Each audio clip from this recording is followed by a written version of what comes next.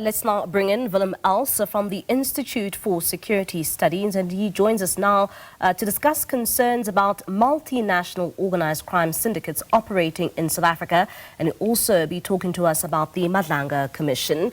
So thank you so much for your time this evening. Willem, maybe let's start off here.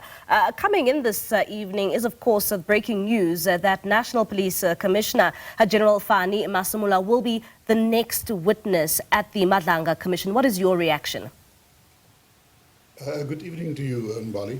Yeah, we saw the last 3 working days, we saw General Mkhwanazi was in the stand, and he was giving testimony on this.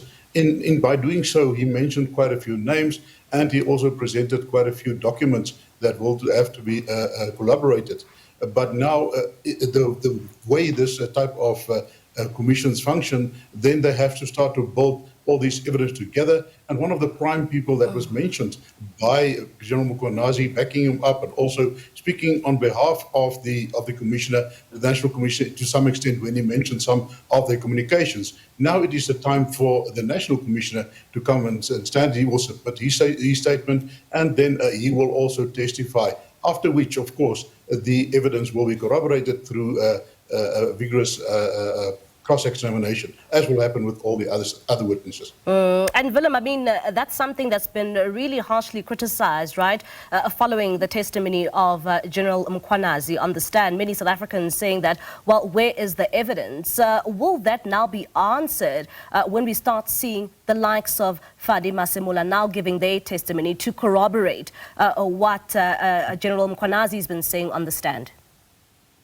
Yeah, this is part of the corroboration process that they have, because at the end of the day, you know, any piece of witness, every piece of evidence, like for instance, a statement, a screen grab, some cell phone that's been downloaded and so on. You know, you can't just hand it in to the commissioner; they accept it at face value.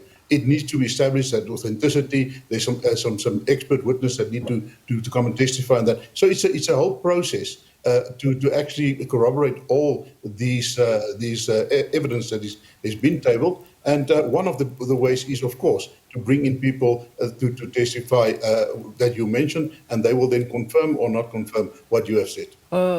And Willem, let's now discuss the issue that we saw just 2 days ago, that drug bust taking place in Mpumalanga at Volksrust, a drug bust with 350 million rand. It also reminds me of another drug bust that we saw earlier this year in Limpopo. And one then asks, how prevalent are these sort of crimes that we are starting to see in our country?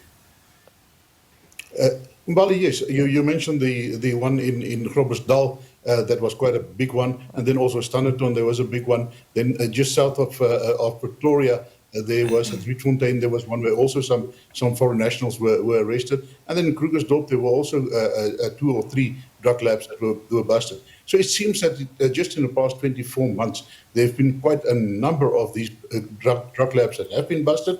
And you know, for these drug labs to be operating here, of course, we heard in the news clip that there's various factors, your porous borders and all the other things. But also one of the main things is, of course, there need to be a demand. And the demand here in South Africa, if you look at, for instance, the Global State Harm Reduction Report of 2022, it listed South Africa as one of the highest consumers of your crystal meth drugs in the world. So that means that there is a market here, but also South Africa is exporting some of these, or they are smuggling it out of South Africa up to Europe and other countries.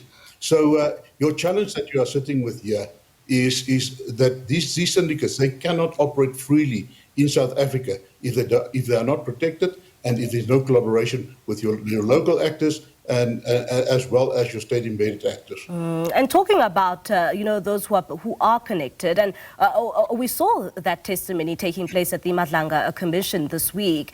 And how then do South Africans trust that a drug bust of this nature won't find its way back into society, and these drugs won't find its way back into society? Because it seems as if those in the drug sector seem to be deeply connected to those who can protect them.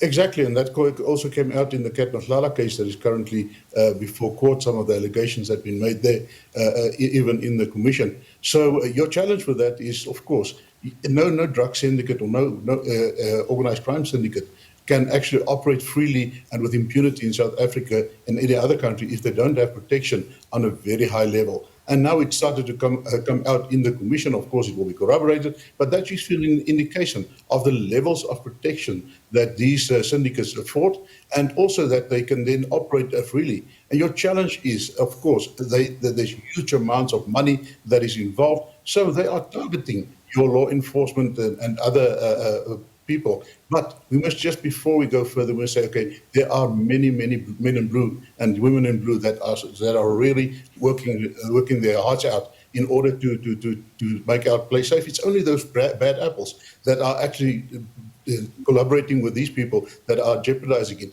So there's always that risk that these drugs might end up in the wrong hands again because of of just the state of what is happening in our police. And Willem, I mean, will we truly ever know who is behind this drug operation, particularly this one here in Mpumalanga? Because we know that the owner of the farm, we understand that he's deceased. It's only a caretaker who has been arrested. Also foreign nationals as well who have been arrested. This is an operation worth more than 350 million rand. What's the likelihood of us ever finding out who is behind this drug lab? Unfortunately, we don't have a history of really hitting in on the kingpins. It seems that they're protected too well. But we hope that with the current climate in South Africa, the threat hanging over the police and the hawks, that with the revelations at the Madlanga Commission, that there might be some efforts. And what is actually very important is that, to arrest the foot soldiers is not going to solve our problem. If we cannot go after the kingpins and bring them to book, then we're going to struggle with this for a long time to go. Willem, thank you so much for your time and for that insight. That's Willem Els. He's a security expert. He's from the Institute for Security Studies. They're talking about that drug bust that took place in Mpumalanga, also at the same time reacting to the Madlanga Commission and the next witness.